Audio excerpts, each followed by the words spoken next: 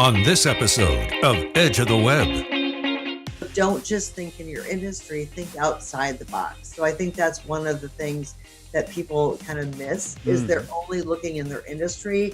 They're not thinking in ways that they can use their knowledge and expertise to help other business owners, that aren't directly in their industry. Your weekly digital marketing trends with industry trend-setting guests. You're listening and watching Edge of the Web. Winners of Best Podcast from the Content Marketing Institute for 2017. Hear and see more at edgeofthewebradio.com. Now, alongside Tom Broadbeck, here's your host, Aaron Sparks. Welcome back, Edge fans. Thanks for watching the show and thanks for listening to the podcast. Hey, we're broadcasting from Edge Media Studios located in downtown Indianapolis, Indiana. And every week we bring you the latest trends in digital marketing and marketing influencers from around the planet. We're blessed to be able to have some great thought leaders that we can talk to in all the different spaces of digital marketing. So you can check out all the shows over at edgeofthewebradio.com. That's edgeofthewebradio.com. We're powered by Site Strategics, your digital marketing pioneers that are specializing in the agile digital marketing methodology. So if you want to know what that is, go check us out at site, S-I-T-E, strategics.com, and you can find out all of that. You can even schedule up maybe a call. We can certainly have a nice Zoom conference call to be able to unpack some of the things that we can do for you and your firm. I'm your host, Aaron Sparks. I'm the CEO of Site Strategics and Edge Media Studios, and in the producer's booth today, we've got Tom Broadbeck, who's the Director of Digital Media. Sir? Didn't click the right buttons. Here we go. Hi, how's it going? Oh, it's good. Tom, how you doing today, sir? Good. Been a busy day today, hasn't it? Busy day, but we're working through it. Yes, sir. Got it. Yeah, absolutely. And, I want to tell our audience why we do what we do.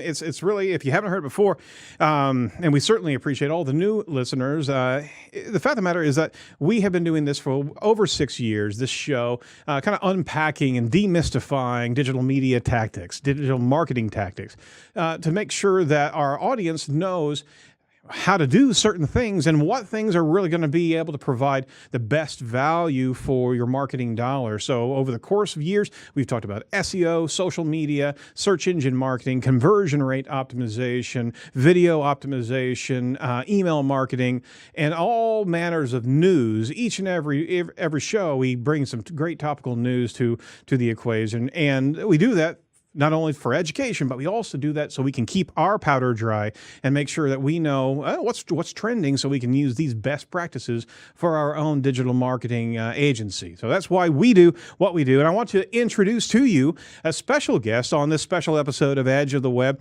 Sherry Bonnelly, the founder and CEO of Early Bird Digital Marketing. Sherry, how are you doing today? I'm doing great. Thank you. How are you? We're good. I'm loaded with caffeine, though. Awesome. Which is unheard of for me, right, guys? Sherry, where are you hailing from? I am in the lovely city of Cedar Rapids, Iowa. Oh, that is awesome. That's awesome. So Sherry and I have a kind of an interesting story as we've been kind of bantering back and forth online and really kind of unpacking the concept of podcasting and SEO. And we really wanted to kind of come around and create a new show just talking about that. So it's kind of like you put it out into the universe and it comes back, right? Called The Secret. Yes, it is. We willed this show into existence. We did. Well, first and foremost, let's see if we can unpack a little bit of digital marketing news. What do you think, Sherry? That would be great. All right. Well, let's take you through the latest digital marketing news. I was very excited to start my reportings. This week's trending topics.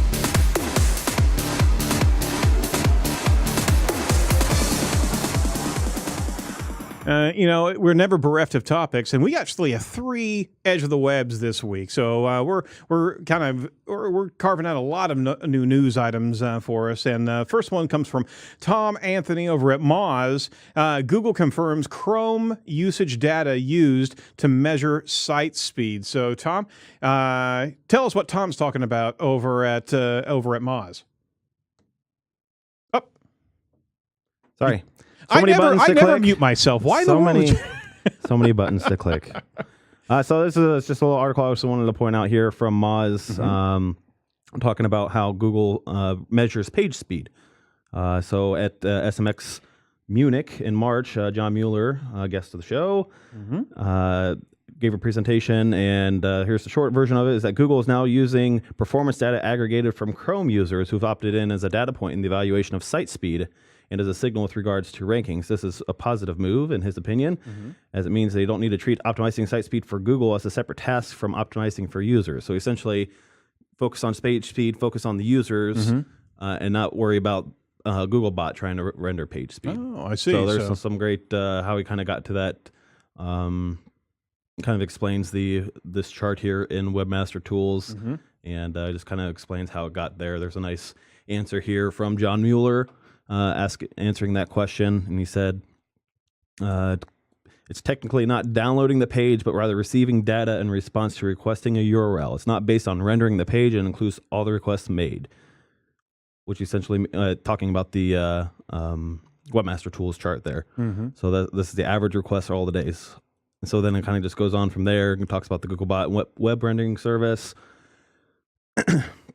And then a little bit further down, they talk about the Chrome user experience report is what the Google uses, the Googlebot, or what Google uses to measure the page speed of your site. So for those users that didn't realize what's happening here is that Google Chrome is absolutely a data analysis tool from Google. And now what you're seeing here is it's not only understanding the user experience. So, I mean, all things being equal, especially in the topic du jour regarding data privacy and data collection, right? We know that Google's collecting huge amounts of data, much more than Facebook ever could. I would assert could ever do, because you're using the Chrome environment, you're also using the search environment. It's polling data and it's measuring your user experience as well as the site speed, and you better believe it's measuring your interactivity with websites to be able to get a good picture of any site on the line. What do you think, Sherry? Yeah, absolutely. I will tell you that as an SEO professional and also working closely with web developers, this is a big, huge relief, because every time I run that Google site speed test with a client site, I have a heart attack. Nobody passes that test. And so to know that that's not the main reason or measurement is an amazing relief for most of us. So to me, this is a great thing. This is awesome. And it's not siloed in site speed. They're marrying site speed to usability and utility of the site. So Absolutely. Design is so important, where it was not just remanded to how fast your site is. There's a combo event here that's happening. Yeah, and I mean, site speed is still important because more people search on their mobile device than on their computers. So site speed still is important. But when you look at all the little details about everything that Google wants you to do in order to meet that criteria, it's a big, huge relief to know that you don't have to go through all those checklists, that there's more factors considered. Very good. No, that's great observation there. Another article from TechCrunch from Sarah Perez. Shorter, skippable ads will be coming to a YouTube near you. So Sarah writes, YouTube today is introducing a new way for advertisers to maximize reach from their shorter ads. The change arrives around 2 years after YouTube's introduction to the 6-second bumper, which the company says advertisers have learned how to best use a way to raise brand awareness. Despite having only a few seconds to tell their story, now advertisers will have the benefit of building bumper-like or longer ads to gain a broader reach while still allowing the ads to be skipped after 5 seconds, like all true view ads. So, Sherry, your experience in YouTube and YouTube advertising, how do you think this additional delivery of a longer form is going to be received by the audience? Well, I think, first of all, it's good for the advertisers because definitely in what's going on with Facebook right now, there's a lot of advertisers that are realizing that they can't put all of their ad dollars in one medium. They have to start thinking about other ways in order to spend their ad dollars. And a lot of them are starting to use YouTube as a form of advertisement, Mm-hmm. and you can do it effectively. Also, I think it's great because YouTube is giving them more options in what selections they can choose. So they don't have to pick the long form, they don't have to pick the short form. There is now this kind of middle opportunity for them Mm-hmm. when they're doing their video ads. And it's also good for YouTube because they have to figure out how to be competitive in this market. And, with all the streaming services that are out there, they still need to find a way to make advertisers part of that. So I think overall it's a win-win. No, and you're absolutely right. And the skippable functionality that we've all appreciated, just being able to speed that up, it's they're sensitive to the user experience if you're not using Red, and they really had to realize that they forced a lot of us, the YouTube community, into a bit of a disconcerting scenario of all of the ad space that they're shoving on us. So it gives a good deal of lessening the pain threshold. Definitely. Excellent. Definitely. All right. For last article from Matt Southern over at Search Engine Journal. Google Chrome's article suggestion now fourth greatest source of referral traffic. So if you don't know what that is, you just as if you're doing a search and you have the Google the actual search engine suggesting and showing the autofill and related targets, Google Chrome very much does the exact same thing, plugs into the same database. Now it's the fourth greatest source of referral traffic. A report from Chartbeat shows that Google's Chrome mobile article recommendations are now the fourth largest driver of referral traffic behind Twitter, Facebook, and Google Search itself. The mobile article recommendations show when a user opens a new tab in the Chrome app. These also are shown as articles for you, Chrome content suggestions, and Chrome suggestions. Tom, you've certainly used this tool, right? Well, actually, it's when you open up a new tab on your Chrome extension on your phone, typically. Now, the great thing is, or the negative thing is, you can get sucked down that pipeline of reading over and over and over. But they do know your search history and things you've looked at in the past. Right. So they're going to be giving you relevant content that you want to read. So, for instance, this morning, when I was on my phone and reading an article, the next time I opened up that browser, I saw that one of the teachers in my kids' school district did something that was a little inappropriate and got busted for it. So, they are showing relevant content that I want to know about, both local and national. So it does not surprise me that they are really highly rated as far as content deliverability. Yeah, absolutely. It's almost like the concierge concept that voice search is getting into. It's this personalized recommendation. So instead of just a set of history tabs, it's really looking out for what you're interested in. The AI is getting better and better. Yep. It's like Amazon. You know, they show me the shoes that I want to buy or the books that I want to read, and that's why I'm broke all the time. Any thoughts there, Tom? No. I was going to emphasize what Sherry said. It's it appears when you pull up your Google Chrome when you open up a new tab. So I had no idea. I've never looked at that. I always look at Google Now, which I'm surprised those articles aren't the same. I checked to see if I opened up a new tab in Chrome on my phone, if I'm going to the Google Now section to see if it's the same, and they're different. Oh, wow. So that was interesting to me. So still attribute. I mean, you're still you've got different platforms with the same ID, and they're giving you different content based on where attributing it to your desktop version, huh? I mean, on the phone. So if I open up a new tab on my phone, I'm using Google Chrome, and then I use the Google Now, and so it's just like the home feed. It's got your weather and your flights or anything. Not that I travel often, but So it's the two different things, and I thought they'd kind of be the same articles, but they're not. Cool. Yeah, and it does again show, just like Facebook, how much information all these companies have about us. You better believe it. And the only way to get value or represent value is to be able to be smarter for you and benefit you. So, again, that's the society's acceptance of personalization of data. Why in the world is there such an explosion now regarding that personalization of data and how it's been used to market your content to you that you want. Sorry, get on my soapbox there, but it is what it is. Hey, you know what is also very useful? It's our Edge of the Web newsletter that you can sign up for on a regular basis, and it dials into everybody that we're talking to, the last guest that we had, as well as the news stories such as this that we were talking about, even who we're going to be talking to, and even throwing in a nugget or two of pro tools and pro tips that you can take advantage of. So why not sign up today? You can easily go over to edgeofthewebradio.com, and right there at the header, you can sign up. Drop your email in there. We won't use it for anything except sending over some nuggets of gold. You can also, right there on the screen there, you can text to the number 22828, not when you're driving, with the word Edge Talk, and you can sign up right there. And, you know, part of it is also let us know what kind of content you want to see, not only on the newsletter, but also on the show on a regular basis. So thanks for the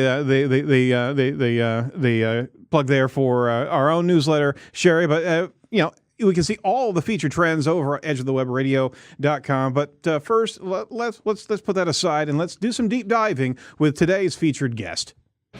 Now it's time for Edge of the Web featured interview with Sherry Bonelli. And Sherry, you got the deep voice guy there.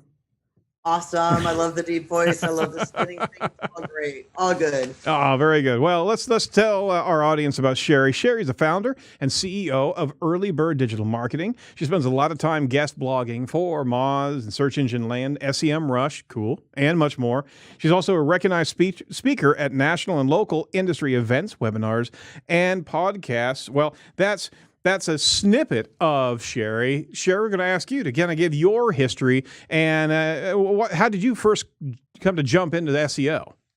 Yeah, it was really kind of a fluke, actually. I got started in 1998, which seems like a long, long time ago, and that's because it was a long time ago. All right. I can commiserate with that, yeah.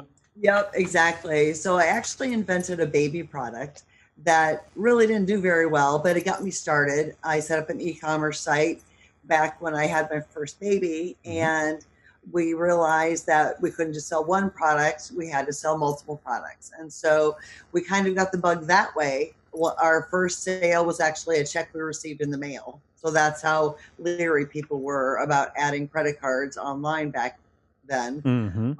And so I taught myself what I needed to do in order to rank high in the search engines. Now, back then, Google was in very early beta stages. It was a baby unto itself. It was. So it was Alta Vista and pay-per-clicks. I remember my husband and I were arguing about, should we bid a penny or 2 cents for this keyword? It was crazy.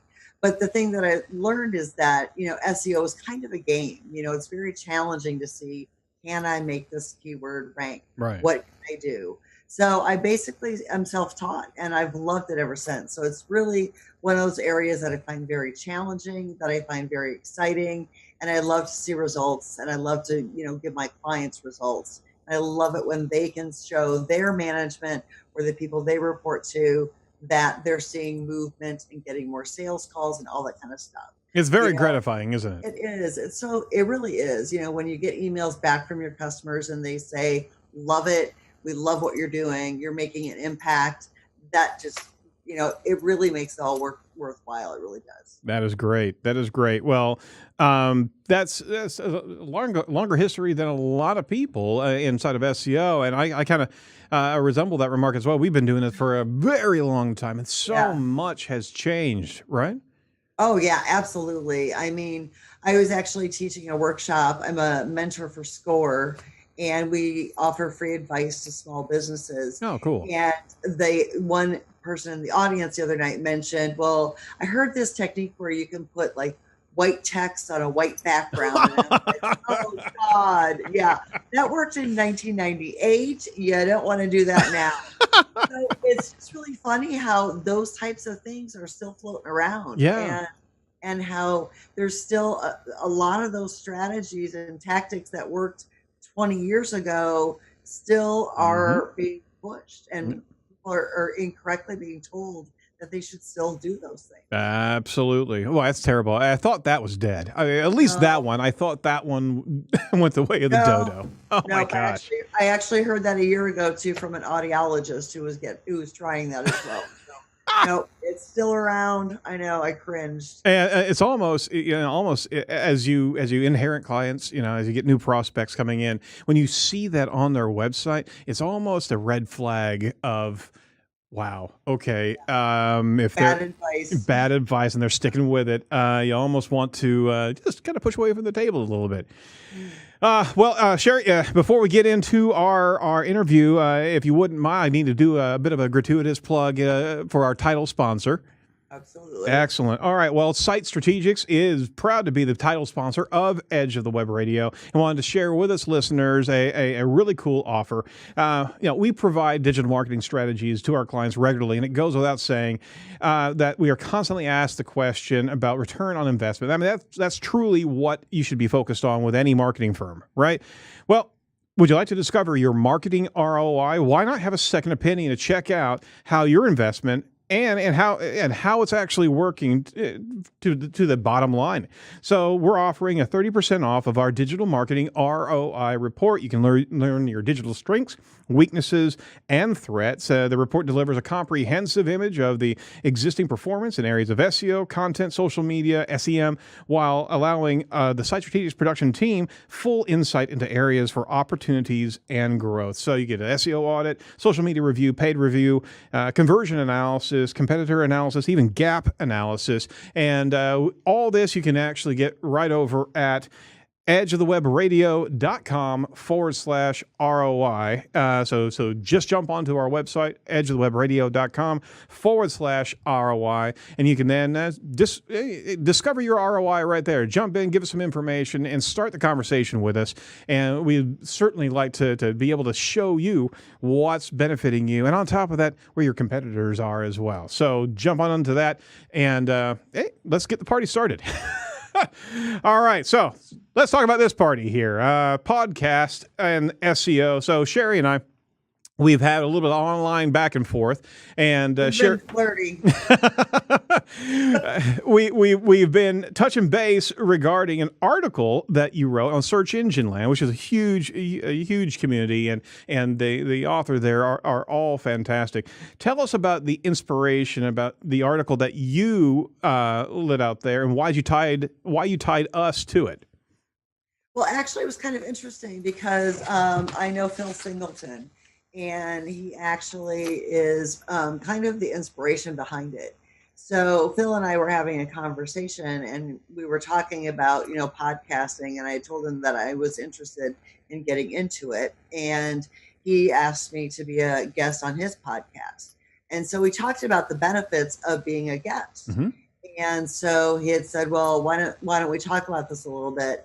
And the more we talked about the benefits of being a guest on the podcast, it made me realize that, there's a lot of people that are talking about the importance of being a podcaster, mm-hmm. but nobody's really talking about the importance and the benefits you can get from being a guest on a podcast.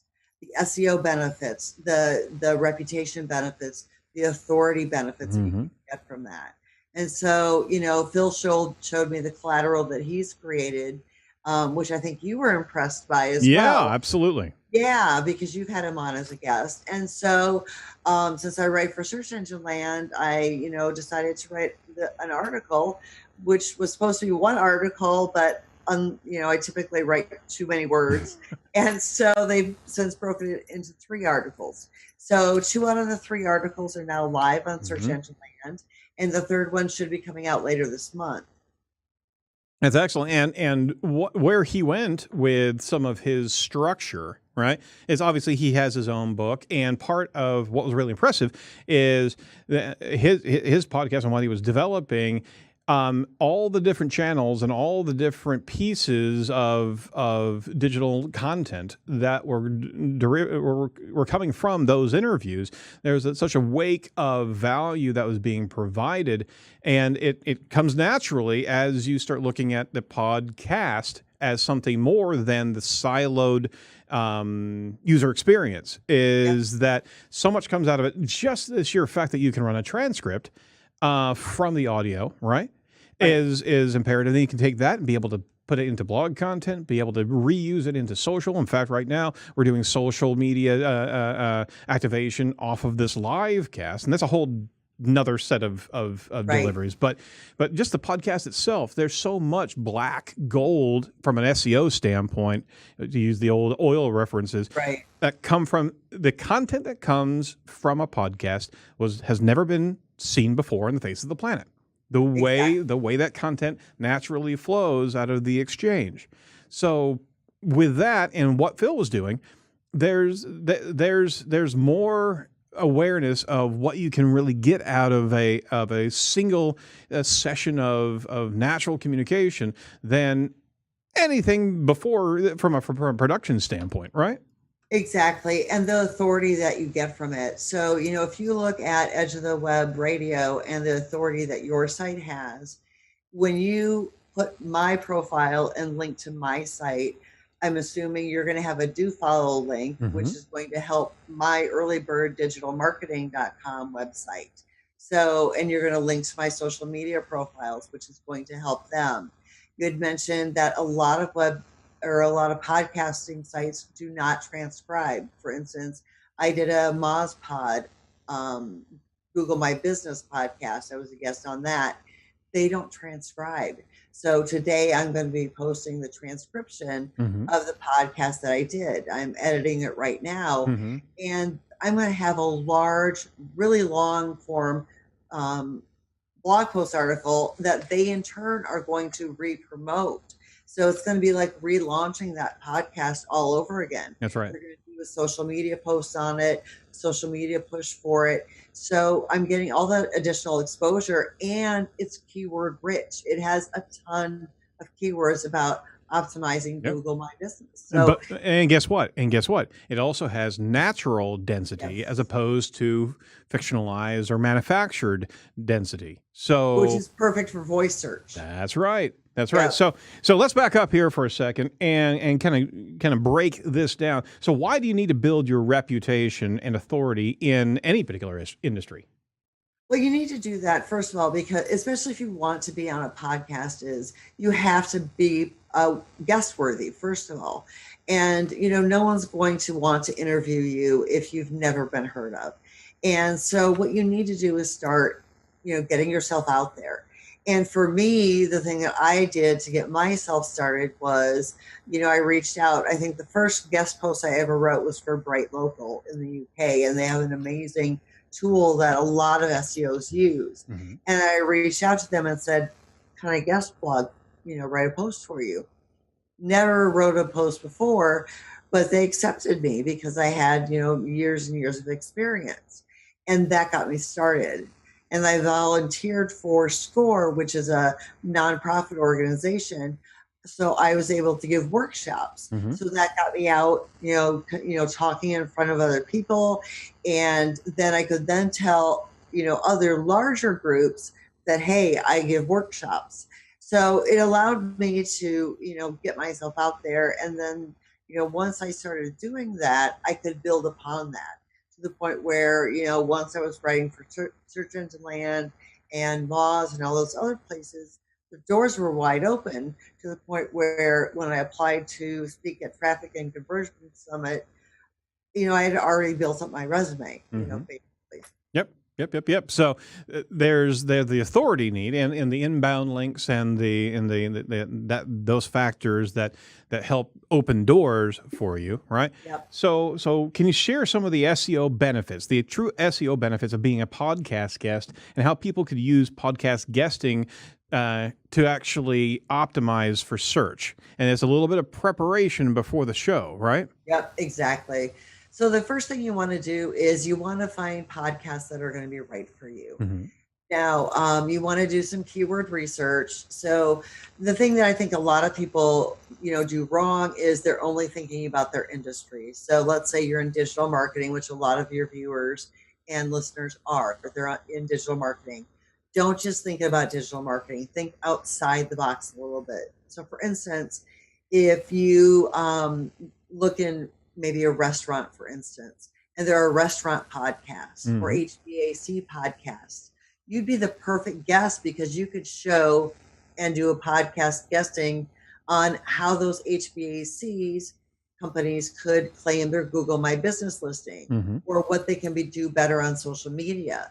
So, as a digital marketer, almost any podcast can be, a little gold mine for you that's untapped. So don't just think in your industry, think outside the box. So I think that's one of the things that people kind of miss is they're only looking in their industry. They're not thinking in ways that they can use their knowledge and expertise to help other business owners, that aren't directly in their industry. Because if you come, again, you don't want to be agenda laden, but at the same time, if you come in with a preset of examples, right? And you have post-show the digital wake of potential videos, audio, transcripts, social media, you'll be able to set those in the digital space, and those examples, those concepts you're playing billiards with a potential lead right there. Right? Exactly. And not only that, but it can eventually lead to other things. You know what I mean? So it could eventually lead to other, not only guest blogging or guest podcasting opportunities, but speaking engagements, guest blogging, and that type of stuff, which will also only help you with SEO as well, and your reputation and your authority within, the industry. So it all builds upon itself. And that's, being a guest on a podcast, a great thing. So being prepared of what to talk about. And again, sometimes you have a good deal more structured situation. Sometimes the podcasts are a good deal loose. You kind of find your way, and the guest kind of, or the host kind of lets you just go into your free fall. So you need to have your own structure if the structure is not provided, right? But at the same time, being prepared is not the only exercise that you need to do. You need to plan your attack, so to speak. But what kind of equipment should getting into the delivery of being a podcast guest and doing it on a regular basis, not just having it as an ancillary thought, but if it's part of your regular marketing tactics, what should you invest in from an equipment standpoint? Yeah, from an equipment standpoint, you definitely need to have a good microphone. You need to have a good webcam. You need to have, earphones so that you can, hear what the podcast host is asking you. So those are the technical things that you need to have. Good lighting is also a must-have, in my opinion. You need to have good lighting.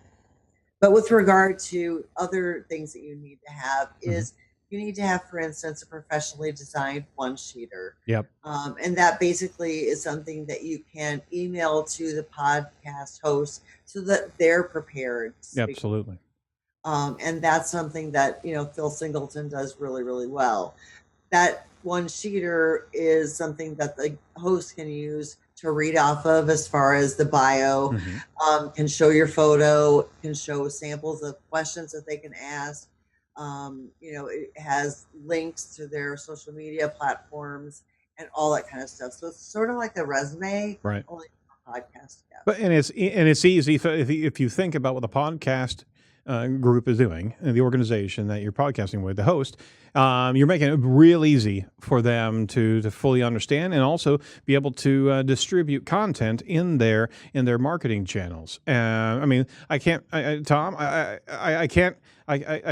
do remember whenever we were doing it a long time ago, prior to our own pre-show questionnaire, just researching everybody's social media tags, right? what a pain in the in the rear it was, because I mean you'd think that would be offered up as, hey, you're about to be on the show here, but we had to do so much just of image processing and be able to find everything so we could actually put that stuff out, right? Yeah, I feel like that's what most of my job still is, just trying to get people to fill out the questionnaire. But I mean, headshots, you need to have a good headshot, especially if we're going to do any promotion like what we do.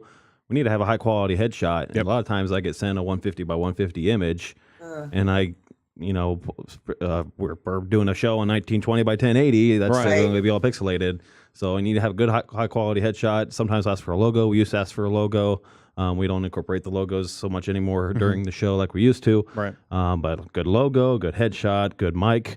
Yep. And if you have video based like this one, Shelly's got great lighting there. Right. And I mean, those are some of the key things you need to have. And I think, go ahead. No, go right ahead. The other thing is the background. I mean, you need to either have a backdrop or a background. I was watching a podcast or a webinar the other day, and the background was just really distracting.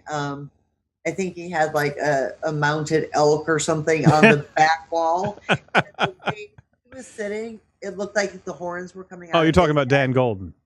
No, I don't even think it was your show. Oh, no, really? No, it was somebody else's.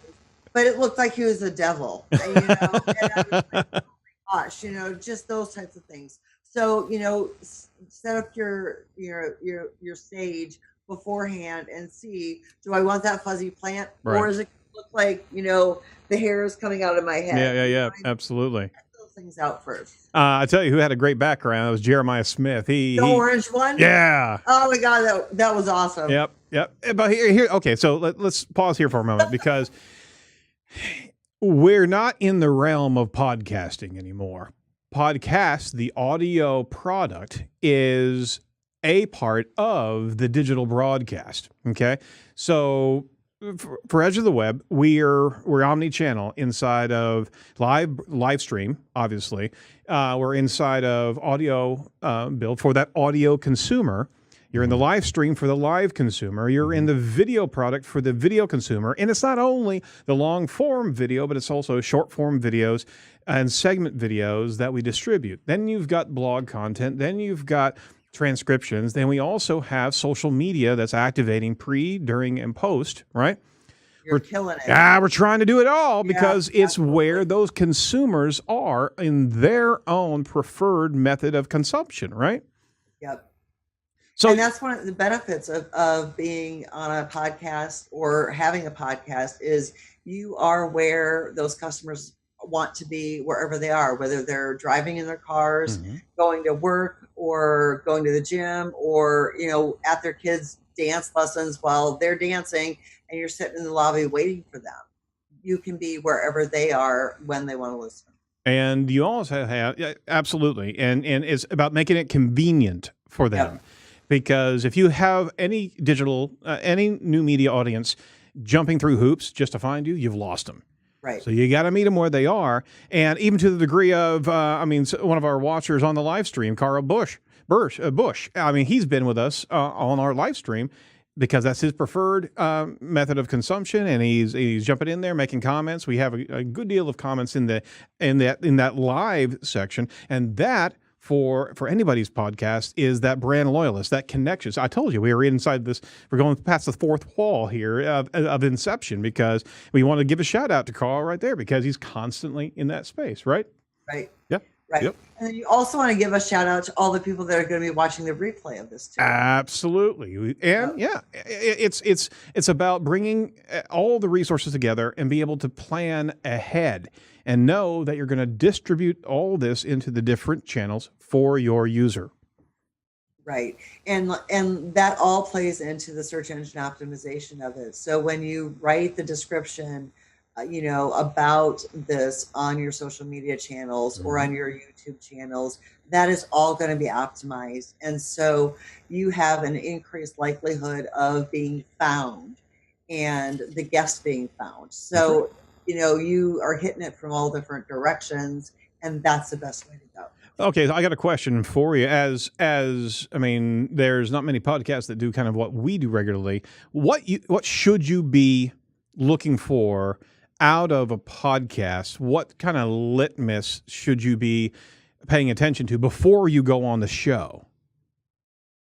You mean as far as when you're About trying to decide? well, what they're doing. So, for example, you're preparing your structure, your content about what you're going to talk about, right? And you also have a checklist of the things that you're going to do after the show. What should you be paying attention to whenever you're looking at the show, of whether not whether it's worth it or not, but Right. what they're doing and kind of getting a snapshot that you can be mindful of, but also maybe understanding whether or not participating. Can you give a run through of things that they should be doing? Yeah, I think one thing you need to consider is that, if you think you're going to get on Tony Robbins right away, you're not. I think a lot of people have high expectations of being like on the best show right out the gate. You're not going to. You know what? They're booked way in advance. The chance of getting on, John Lee Dumas's, Entrepreneur on Fire, probably not. Maybe if I mention his name enough and we get it in the transcript, maybe he'll call me. But, it probably won't happen right away. Next year, maybe. So you want to look at, how the, domain authority is something that you can use as a guidepost as far as, are they a credible, website? Do they have a credible website presence? Look at their reviews on, iTunes, on Stitcher. Do they have a lot of people saying that they are a good, podcast? There you go. Do Yeah. they have engagement? Do they have people following them and asking them questions? Those types of things. Do they have quality? Is their podcast high quality as far as the audio? And if they're doing what you're doing, the video. And then how long have they been doing it? Is it something that they just started, or they've been doing it for 4 years? If they've been doing it for a number of years, then chances are they're going to be around. Right. And chances are they've worked out all the kinks already. So those are just a few things that I would recommend, looking at. So, and that's a good laundry list. And I guess my question is, beyond that is, as you evaluate whether or not, well, I guess that's the factor, is deciding whether or not you would be on any particular podcast. Should that guest have that level of discerning review, right? Or should you just be mindful of who you're getting about to go on the show with? I guess my question is, should we as guests hold back a bit if they don't pass that test? You know what I'm saying? If they don't pass the smell test? Pretty much.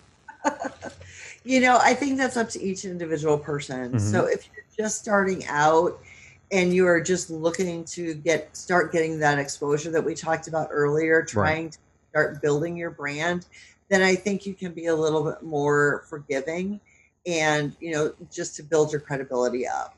But just know that you do want to pay attention, because that's your brand that you're putting out there. Exactly.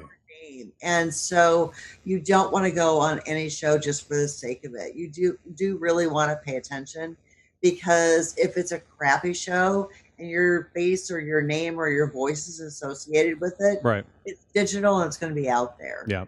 So you do want to pay attention. Perfect example. If I could dive into a recent experience, I received a call from an individual that I was in the space where I talk a lot every once in a while, and I was interviewed by. It felt like an interview, and it was a call to our shop, and the guy was interested in what we do and why we do what we do.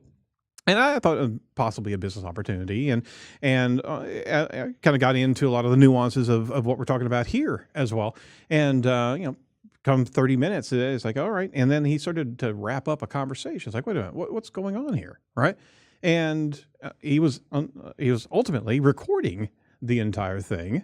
Oh, wow. Without my knowledge, and I was a bit stunned by the experience.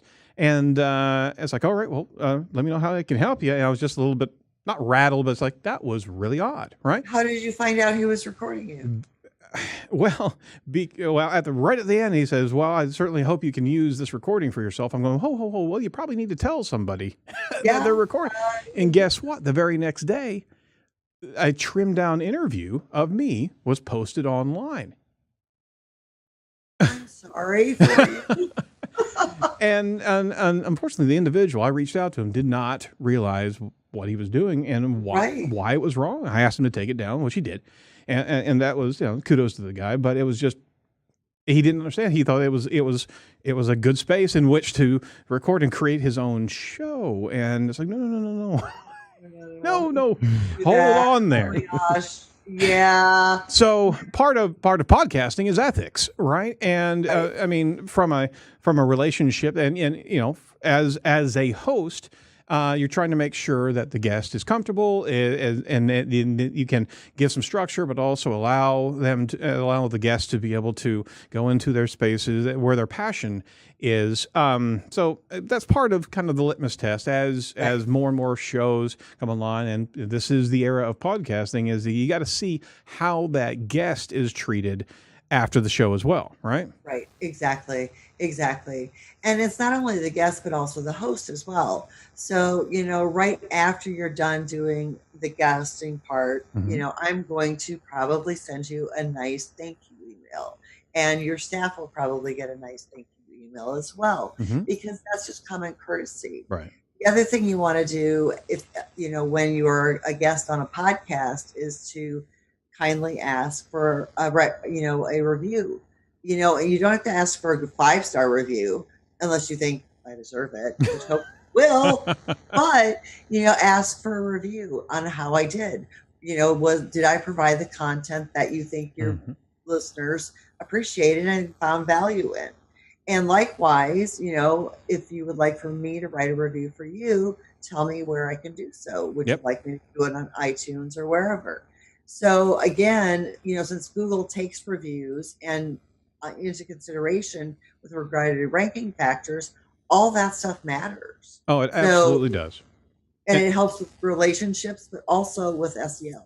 And that was what Phil Singleton really did well, is that right thereafter he tossed over a nice note and a nice review functionality right there. And Phil, I'm sorry, I still haven't reviewed you. I'm going to do that as soon as I get off the show.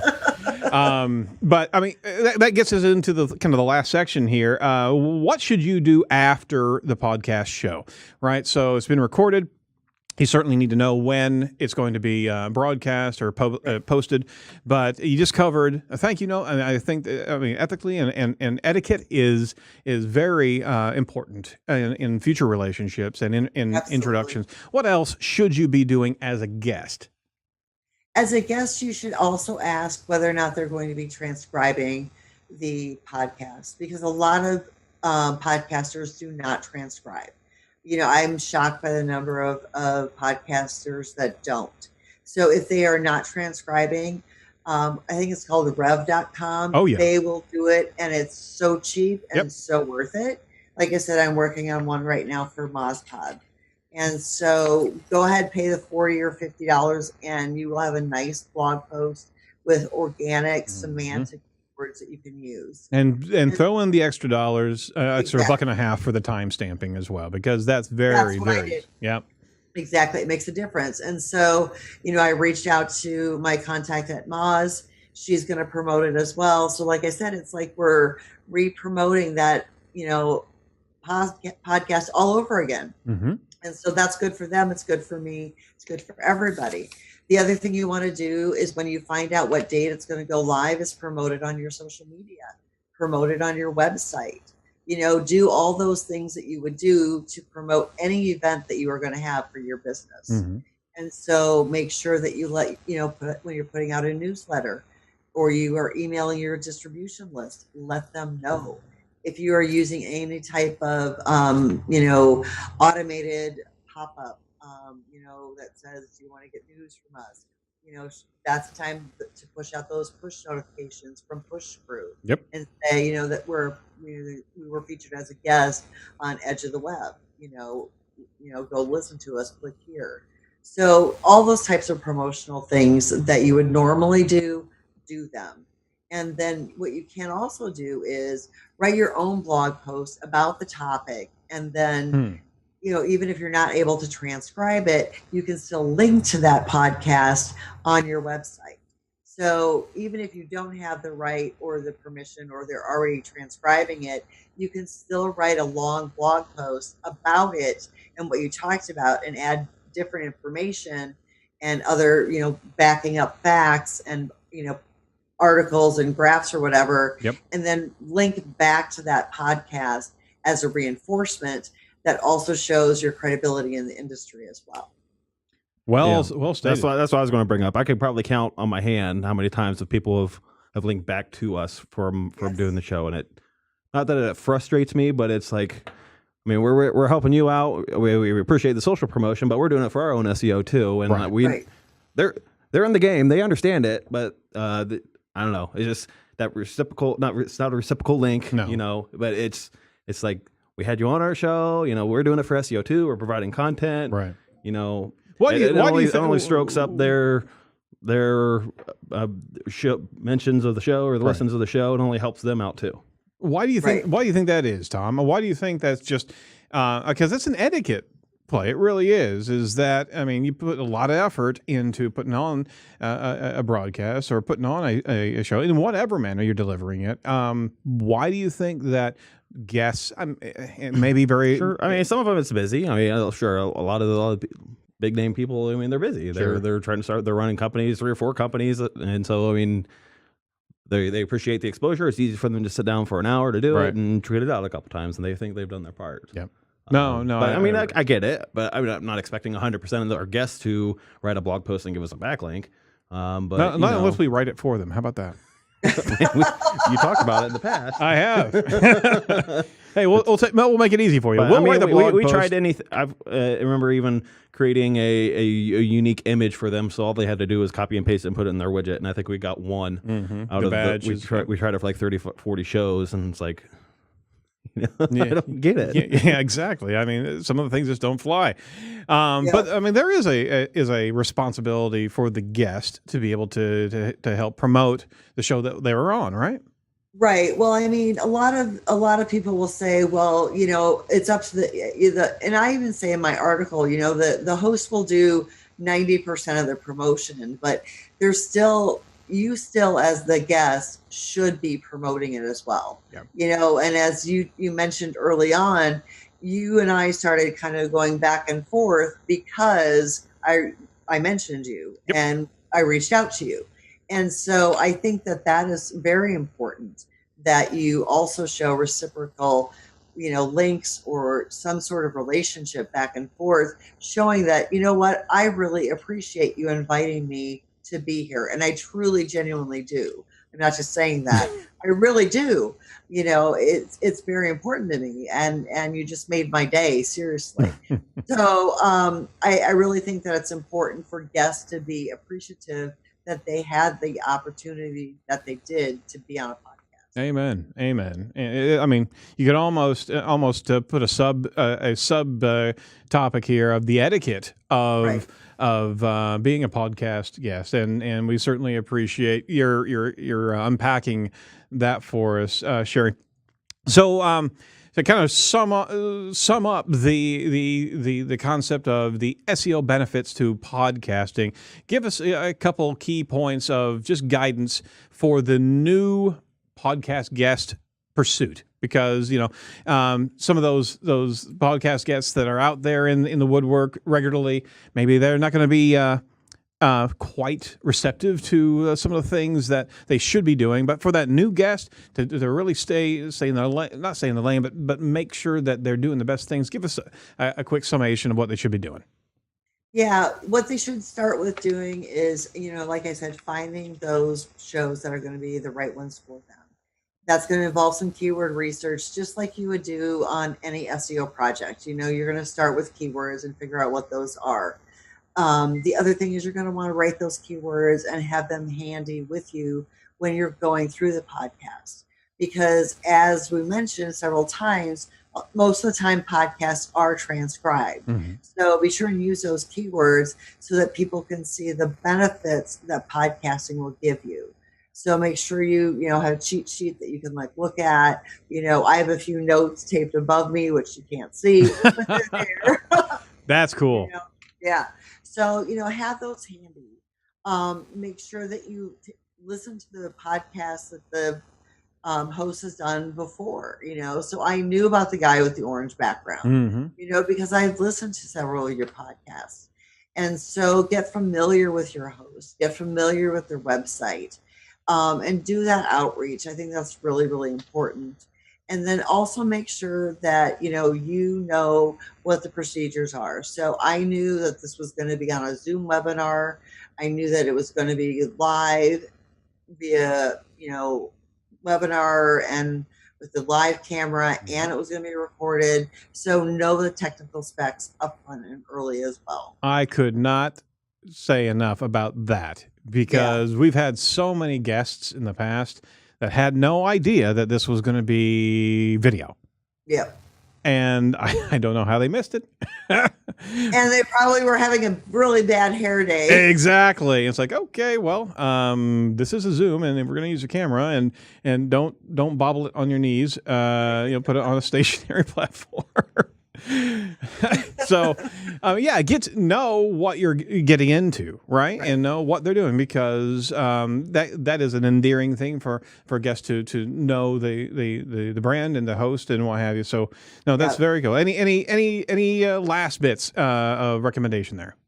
No, I mean, I think the main thing is, treat this as a business, a business transaction and a relationship. I mean, my hope is that you will find that I'm, have a wealth of knowledge that I can share with your guests and listeners, and that you will invite me back again, hopefully to talk about, either this topic or one of the other topics that I can speak about. And that hopefully you will find another slot to squeeze me in sometime. And always keep in mind that, anything you do in the business world is all about relationships and networking. And with regard to podcasts, everybody's talking about how you need to start a podcast, but sometimes I think before you start one, maybe you should be a guest on a few of them first, and then you can kind of see what they're about, and then I think you can start one. Yeah. So I'm planning on starting one this year. That's on my bucket list of things to do, but I am sure enjoying being a guest on them, because I'm learning from you. So look at it that way as well. Very cool. Well, that's well stated. Sherry, it's been very enjoyable going through this inception area of what to do with a show like this or others that are focused on a particular topic, but they're broadcasting different spaces. I do want to swing back around as a couple final questions for you as a digital marketer. Can you tell us what really bugs you in the industry right now? Yeah. Remember how we were talking about the white text on the white background thing? Yep. I am still just amazed at the number of people that are calling themselves digital marketers, and they really don't know what they're doing. I hear from businesses all the time, and people that I'm trying to get as clients, and they're still getting these phone calls from people that say, we can get you on page 1 of Google and we guarantee it. Or they've had horrible experiences with digital marketers. And the fact that anyone can literally call themselves a digital marketer just by putting that title behind it. You know what I mean? And then they outsource it to India or the Philippines. And that makes it really difficult for those of us that truly do know what we're doing. And I think that's one of the things that really, really does frustrate me the most about this industry, is that there's really no measurement or standard of, qualifications. Yep. And so it's sometimes really tough for those of us that really do know what we're doing. No, you're absolutely correct. But I think the worm is turning, is that more and more of those people are getting marginalized. You can still, you're still seeing some bad tactics out there, but you can't BS marketing anymore. You got to do the hard work. Conversely, hey, what excites you about the industry? I love that it's changing all the time. I really, really do. I mean, I love it. Voice search is something that I'm really, really interested in. I spoke about that at Traffic and Conversion Summit. I've actually got my developer working on how to create Amazon skills and flash briefings. I said, that is where it's at. Gary Vaynerchuk, Gary V has written about it. He has a VoiceCon conference coming up. There's so many new technologies that are going to be coming out. And we as SEOs or digital marketers are going to need to learn how to adapt to all the new changes. And, it's like we were back in 1998 to today. There's just so much has changed. And that's what I love about this space. Beautiful. Yeah, there's a lot of things happening, and the tools are so cool. Is that we can really see the effort, the results of our effort very, very quickly now, right? Right. Yep, absolutely. Way better than back then. You were on the show, the Today Show with Katie Couric? I was. Yes, I was. But you got interrupted by what? We did. Oh my gosh, it was it wasn't embarrassing because we actually were living in Illinois when we started our e-commerce site. We moved back to Illinois, and we were selling a really unique baby product. And so we were on the Today Show. So we had the whole crew, the lighting, the camera guys, all in our home. And a few minutes before we were ready to go live, they told us, wait, breaking news, we have to wait. And it turned out the breaking news was Tom Cruise had just announced that he was engaged to Katie Holmes in Paris. So we got a little bit of delay there, and that was breaking news. We did end up going on with Katie Couric, and it was a huge success. But yeah, we were held up a little bit by that. That's not news. I know. Oh, well, I'm sorry to hear that, but at least you got your segment in, right? We did, absolutely. Hey, by the way, Geraldine Maloney says, hey, you had some great recommendations on the show today. Tell her I love her. Yeah, you're telling her right now. Very good. So is there anything that we can promote for you today? Well, yes, actually, I do. While you guys have learned a lot of tips about reputation and SEO, I made a special offer on my website. If you go to Early Bird Digital Marketing /edge, you can get a huge deep discount on a reputation video. And go ahead and go there. We have a couple different pricing with voiceover and without, and it's more than half off. And so we can do a reputation video for you since you are listeners to Edge of the Web. Cool. That's the way you do it, everybody. Thank you so much. You're absolutely right. You bring it, and you bring a unique URLs right there on the screen. earlybirddigitalmarketing.com /edge. I was just so appreciative that they were throwing in our own brand name into their URL. How about that? Yay. Thank you so much. And I really appreciate everybody's help there. Aaron, you guys do great work. Thank you so much. So for all our audience, and in the audio side and the video side, you want to follow Sherry over on Twitter at Sherry Bonnaly. That's 2 L's and an I. On Facebook at Early Bird Digital Marketing. On LinkedIn, IN Sherry Bonnaly, and certainly go to earlybirddigitalmarketing.com.